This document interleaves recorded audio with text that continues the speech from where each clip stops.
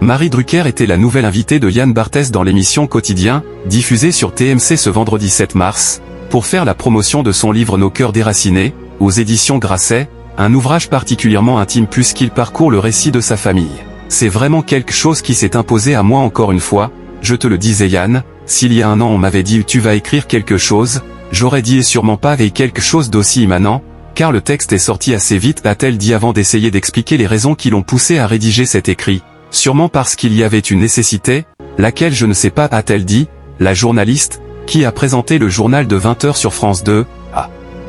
aussi tenu à revenir sur le passé de son père Jean Drucker. Il y a quelque chose d'assez vertigineux parce qu'on sait que dans le sort et dans le destin des Juifs victimes de la Shoah, l'arbitraire, la chance, les coïncidences etc. sont des choses très présentes et souvent j'en parlais avec mon père, je lui disais et ce que tu te rends compte, mon père a failli être arrêté avec sa mère alors qu'il avait 1 an.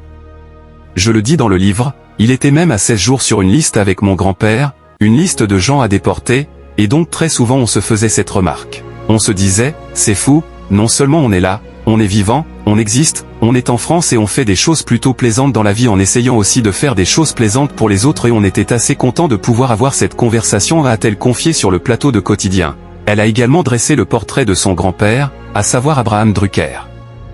Il est mort j'avais 10 ans je crois à peu près. C'est un médecin et c'est un homme dont la mère, mon arrière-grand-mère devait être une femme très visionnaire et qui a senti en Roumanie qu'au début du XXe siècle, il ne faisait pas très bon d'être juif, les juifs étaient déjà victimes de persécutions, a-t-elle expliqué avant de révéler que son grand-père est donc arrivé en France dans les années 20. Elle a également fait quelques touchantes confidences sur son fils Jean et l'importance de transmettre son héritage. Il est à l'âge où il commence à s'intéresser d'abord à beaucoup de choses et puis nous sommes allés visiter la maison d'Anne Frank à Amsterdam, nous sommes allés voir la plus précieuse des marchandises, le film de Michel Hazanavicius, il a commencé à poser beaucoup de questions. L'objet livre, c'est un objet qu'on peut se transmettre qu'on peut donner de la main à la main.